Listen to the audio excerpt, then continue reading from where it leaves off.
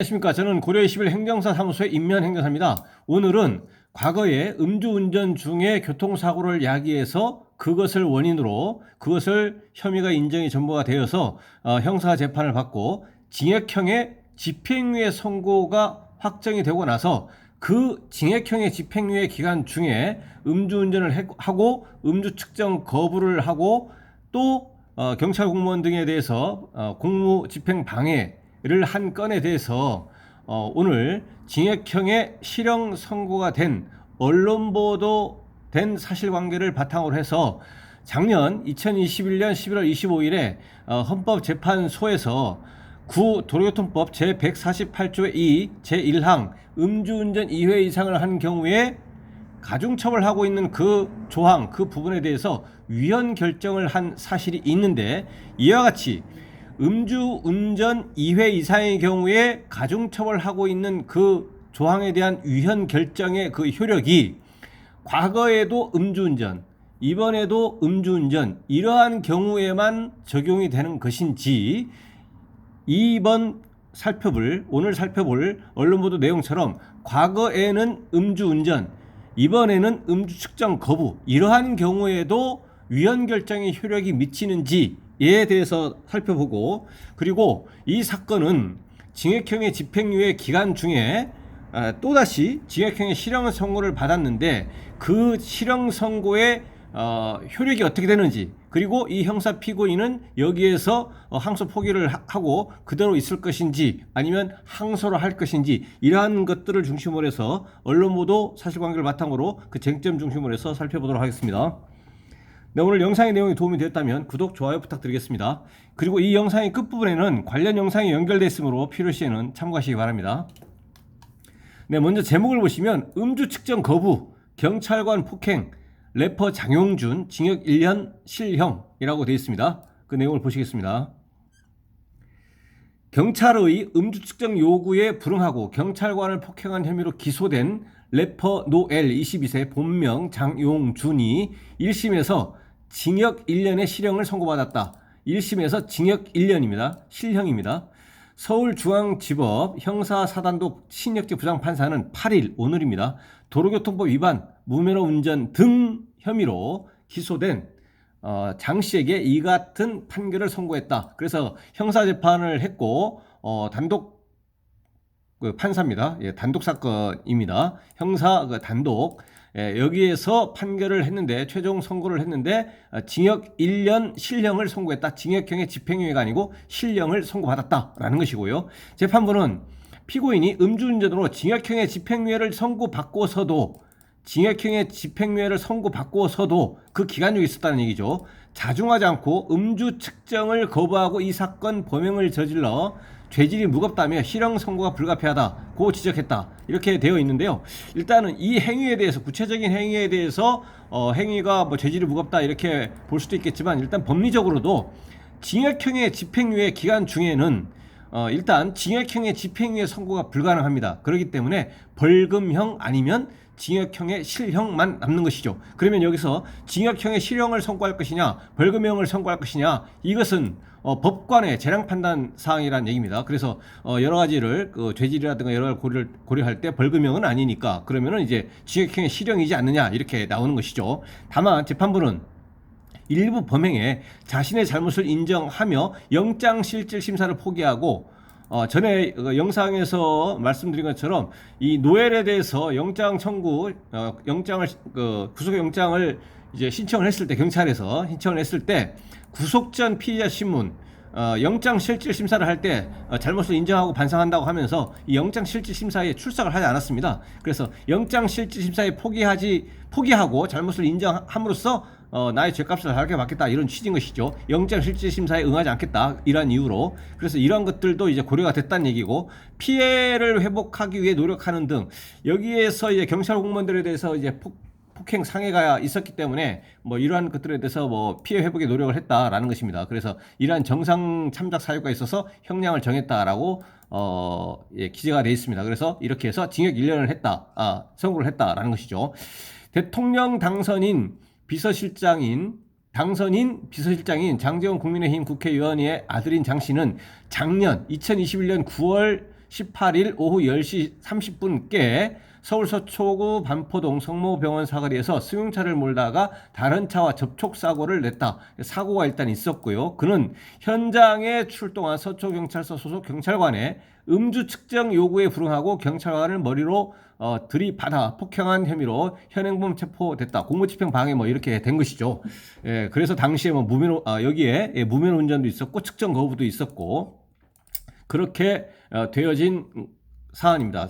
이 발생일은 작년 2021년 9월 18일이죠. 그러니까 2021년 11월 25일에 그 헌재에서 도로교통법 제148조 2 음주운전 2회 이상의 경우에 가중처벌하고 있는 그 조항을 위헌 결정을 했었는데 그 전에 이 사건이 발생을 했다라는 것입니다.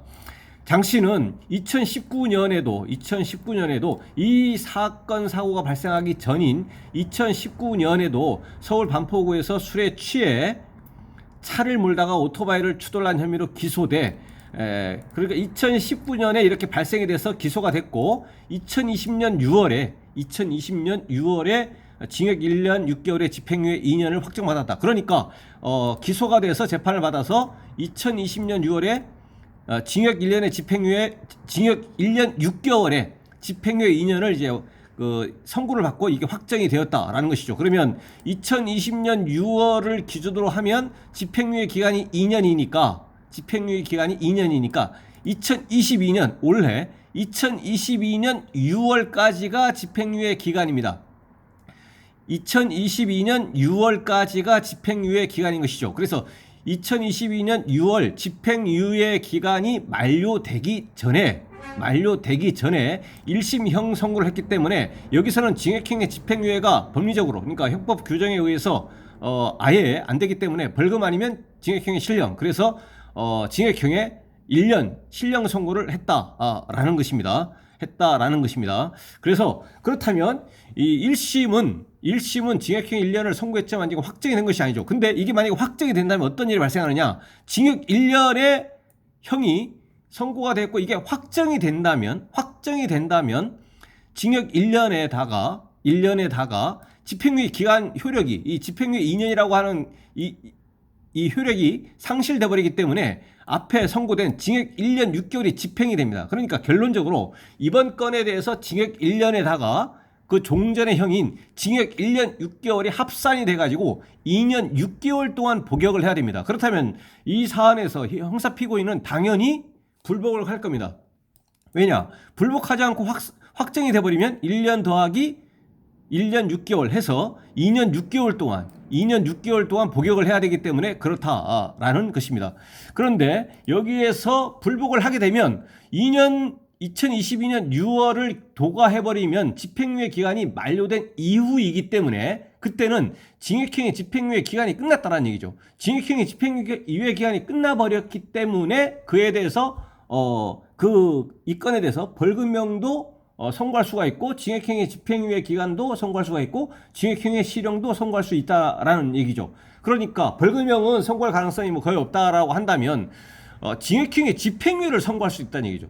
항소를 해서 징역형의 집행유예가 만약에 선고되게 되면 뭐 더 이상 이제 복역할 일은 없는 것이고 그리고 실형이 선고된다고 하더라도 징역 1년이 확정이 된다고 하더라도 이미 집행유예 기간 2년은 끝나버렸기 때문에 만료됐기 때문에 징역 1년에 대해서만 복역하면 되는 것이죠.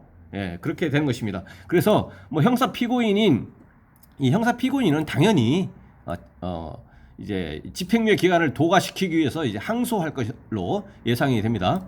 검찰은 장 씨를 도로교통법상 무면허운전, 공무집행 방해, 상해 등 혐의로 구속 기소했다. 아울러 집행유예 기간에 재범한 것을 고려해 결심 공판에서 3년 징역형을 이제 구형을 한 거죠. 그래서 검찰에서는 징역 3년을 구형했는데 법원 판사는 징역 1년을 이제 선고를 했다라는 것입니다. 재판부는 장 씨의 혐의 대부분을 유죄로 인정하면서 경찰에 대한 상해 혐의만 무죄로 판단했다. 재판부는 피해자의 상해가 경미해서 자연 치료된 것으로 보인다고 일부 무죄 취지를 설명했다. 그래서 재판부에서는 이제 상해 부분에 대해서는 자연 치료라고 이렇게 판단하면서 무죄로 이렇게 그 판단을 한 것 같습니다. 그리고 이제 면허 취득 결격 기간은 그 종전에 그 음주운전 중에 교통사고가 발생했고, 그리고 이번 건에 대해서도 음주 측정 거부를 하면서 또 사고가 발생했기 때문에 면허 취득 결격 기간은 3년입니다. 예, 그 사고 발생일로부터 시작해서 3년. 이 3년이라고 하는 면허 취득 결격 기간 자체는 행정처분으로서의 법적 성격을 가지지 않기 때문에 행정심판이나 행정소송의 대상 자체가 되지 않습니다. 그래서 행정심판이나 행정소송을 만약에 했다라고 한다면 행정처분이 되지 않는 것을 왜 행정심판이나 행정소송, 항고소송으로 다투느냐라고 하면서 본안 판단에서 기각이 아니고 각하하게 됩니다. 그래서 각하 재결이나 각하 판결을 받게 되는 것이죠. 그래서 여기서는 정리하자면 윤창호법 같은 경우 윤창호법 위헌 결정은 음주운전 2회 이상의 경우에만 적용이 되는 것이고, 과거의 음주운전, 이번에 음주 측정 거부, 과거의 음주 측정 거부, 이번에 음주운전, 이런 경우는 적용되지 않는다는 얘기입니다. 과거에도 음주운전이고 이번에도 음주운전, 이 경우에만 원칙적으로 헌법재판소에서 위헌 결정의 효력이 미친다라는 것이고요. 징역형의 집행유예 기간 중에는 징역형의 집행유예 선고가 이제 불가능하고, 벌금 아니면 징역형의 실형만 선고가 가능하다. 이번 건에 대해서는 징역형의 실형을 선고했다라는 것입니다. 그래서 이 징역형의 실형 1년이 확정이 되면 징역형의 집행유예 2년의 효력은 상실돼서 징역형의 1년 6개월까지 합산해가지고 교도소에서 복역을 해야 되기 때문에 이에 대해서 항소할 걸로 예상이 된다. 라는 것입니다. 그리고 면허 취득 결격 기간은 3년이고, 이에 대해서는 이제 구제 가능성이라든가 구제 수단 방법은 현실적으로 존재하지 않는다라는 것입니다. 네, 오늘 영상의 내용에 대해서 질문 있으시면 댓글 남겨주시고, 그러면 대댓글이나 별도의 영상으로 답변 드리겠습니다. 오늘 영상의 내용이 도움이 됐다면 구독, 좋아요 부탁드리겠습니다. 네, 감사합니다.